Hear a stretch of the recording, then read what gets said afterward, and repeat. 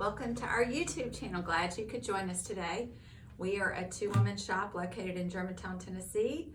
Prior to COVID, our shop was full of fun customers and fun classes, and since COVID, we've had to make some adjustments. So we are coming to you so that we can still provide our fun classes and our fun tutorials.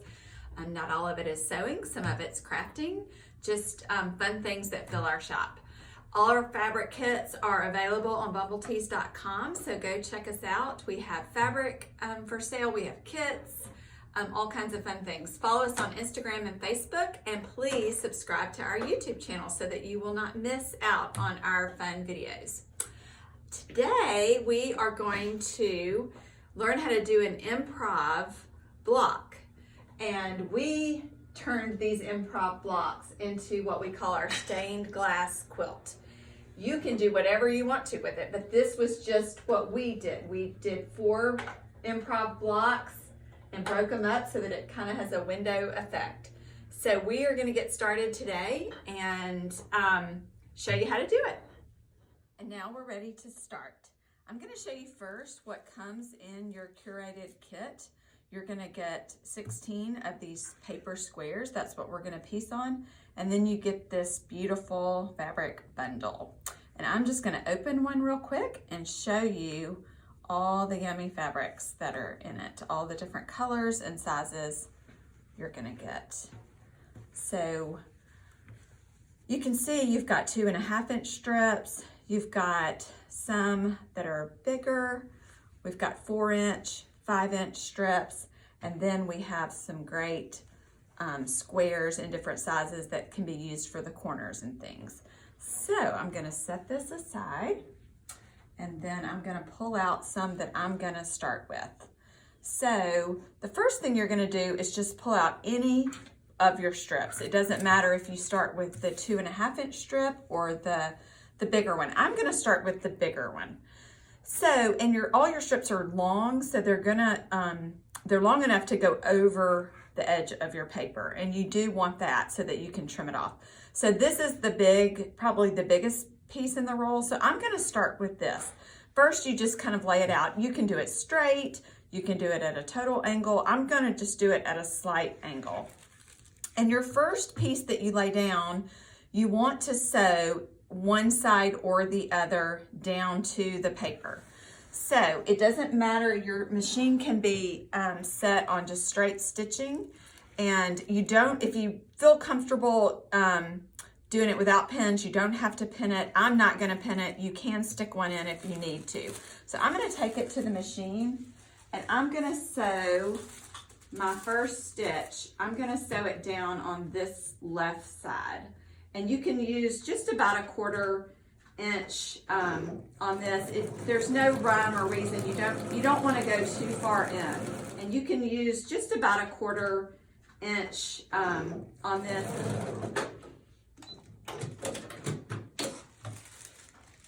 All right, so this just attaches your first strip to the paper. Now, I'm gonna you can start adding fabric on this side or this side. I'm gonna start on this side, and I'm gonna find another strip that I wanna use. I think I'm gonna use a skinny piece.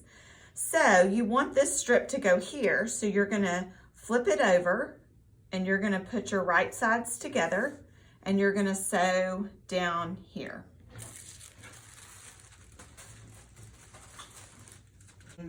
Or you can just use the edge of your presser foot.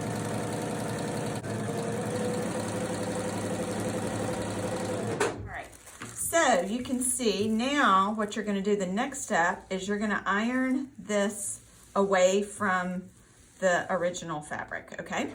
So I'm going to do that.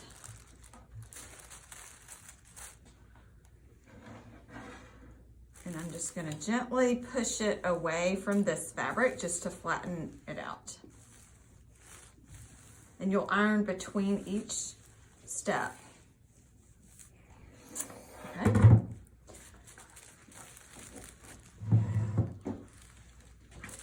Now, the next thing, you want to cover up this. So you can grab anything that you want to use. And if you want this outside piece to be a little bit bigger than just this little sliver, when you flip your piece over, you can bring it back a little bit further and sew it here. And then that way, when you iron it out, you're gonna get a little bit more of this fabric, and this one will be a little bit more narrow. You don't have to do that. I mean, you could match your things up, but you're gonna have just a little bit of sliver here. So it's fun just to kind of play around with it and do it a little bit different.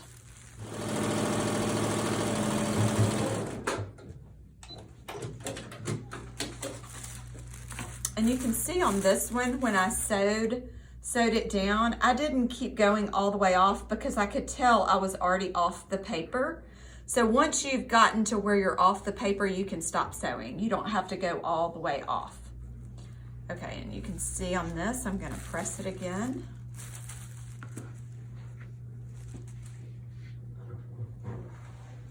And I'm gonna press it away. And that is our shop dog, Olive.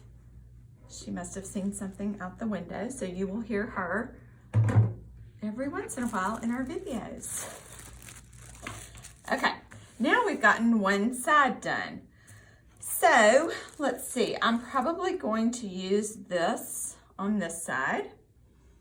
And if I wanted to, I could do like this and sew this way and have a piece that's kind of straighter, or I can kind of follow this line. For this one, I think I'm just gonna follow this line and I'm gonna sew right here. And on this one, you can see I didn't even match them up. I just wanted to show you it really doesn't matter. That's why this is called improv. So I'm gonna iron this one out.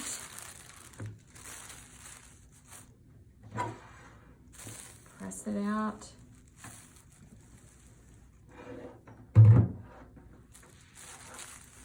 All right, so I've got a little sliver left.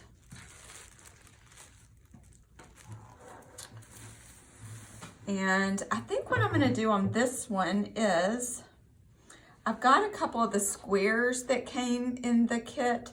So I think what I'll do is I'm gonna use this smaller piece right here. And I'm probably gonna bring it in a little bit so that I get a little more of this fabric than just this size right here. So I'm gonna sew it in this way so that when it comes out, you'll get a little bit more of it.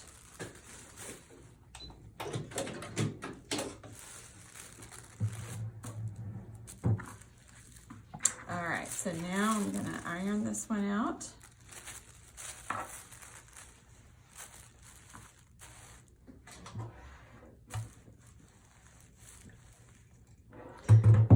All right, so technically we could be finished with this square because we've covered all the paper. And when you don't see any more of the paper, then you're ready to trim it. What I like to do is trim it when I get all the paper covered, and then if I feel like I want to add another fabric, I'll show you how to do that afterwards. So next you're going to flip it over, and you're going to use the paper as your guide for cutting, okay? So you can use any kind of ruler. I'm just going to use a square ruler, and I'm going to place it on the paper, and I'm going to line up the edge of the ruler with the edge of the paper.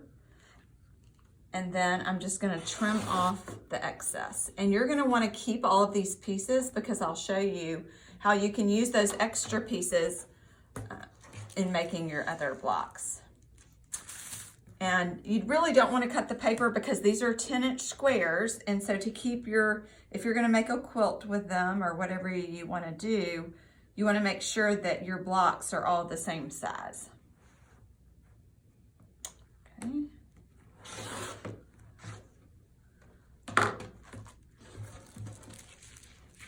This is really the fun part, to see what it looks like when you finish. Okay, so I'm going to trim all the sides.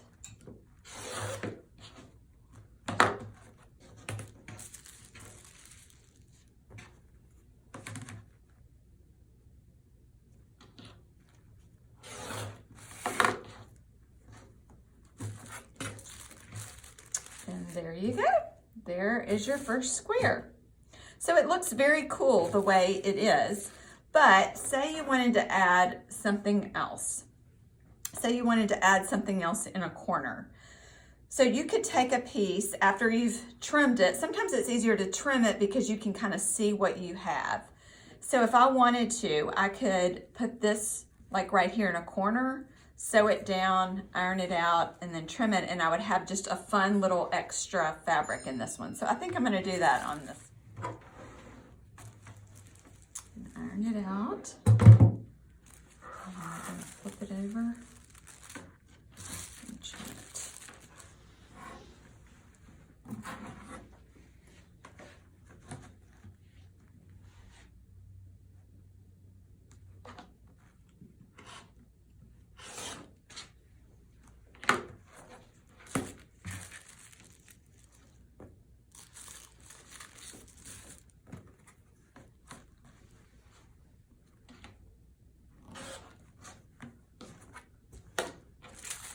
All right, so see how adding that corner just added a little something extra to that block.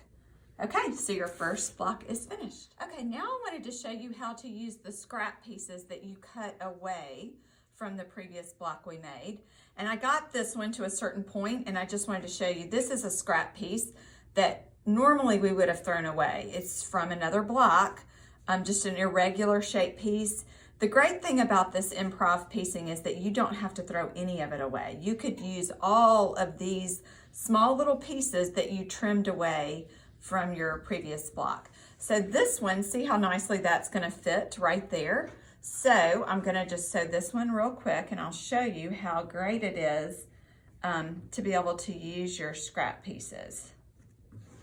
And you do want to kind of, when you lay your fabric out, like if I laid this too far down here, and you can kind of fold it back out to see, you'll see that there's still paper here, which is great because you could just take another piece and cover that.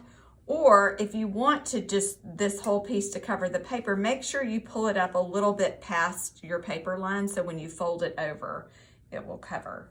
So I'm just gonna pull mine up a little bit. Now I'm gonna iron this just away from me.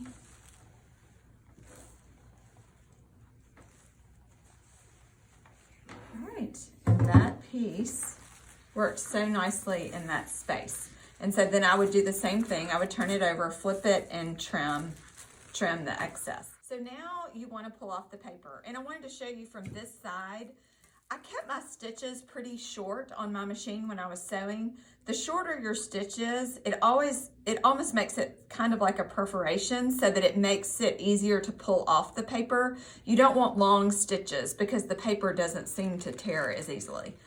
But you'll just kind of fold each section back, and then you'll just gently pull off the paper, okay? And you'll just want to remove all the paper before you sew your blocks together. And then you can kind of put your finger in here under this seam and just release it. And you'll do the same thing. You'll just keep tearing it back.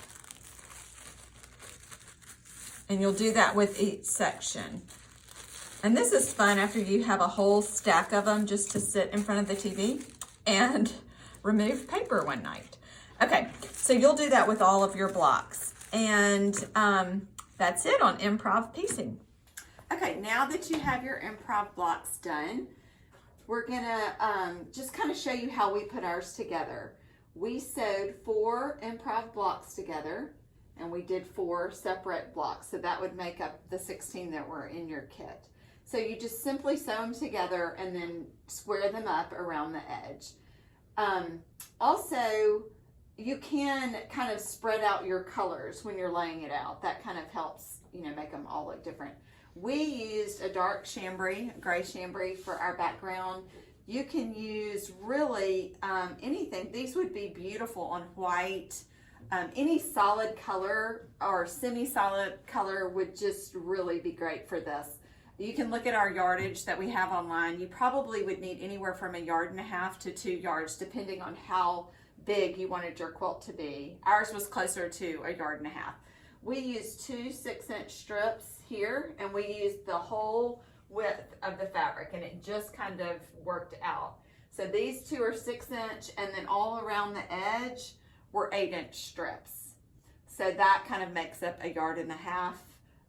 Like I said, you can go bigger if you want to. And then we, instead of quilting the whole thing on the machine, we just quilted in the centers here. We went around the edge and sewed in the ditch here, and then we did machine quilting here, and then we just did a fun running stitch all over with embroidery floss. We kept the 6 strands together and just used different colors and just had our strand all the way open so it was really long, and just did a running stitch all the way across so you didn't have to worry about stopping and starting. And this has been washed, and you see how cute it is once it's quilted up. So I'm glad you could join our video today, and hope you'll subscribe to our YouTube channel and follow us. Thanks. Bye.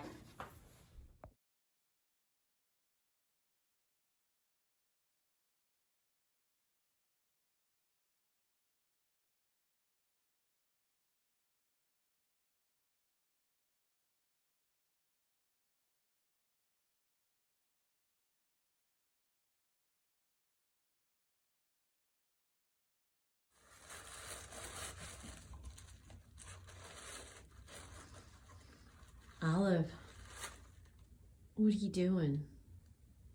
What do you have? Wait, Jan, let's just talk about why you're going to have a change of clothes in the middle of this video. Well, things were going really smoothly until our tripod broke, and then we heard some strange noise, and Olive, our shop dog, started eating all of the papers that are going to be in the kits. So we will continue filming tomorrow and try to get this right. So that will explain to you why she will not have on that particular outfit tomorrow. Yeah. Yes.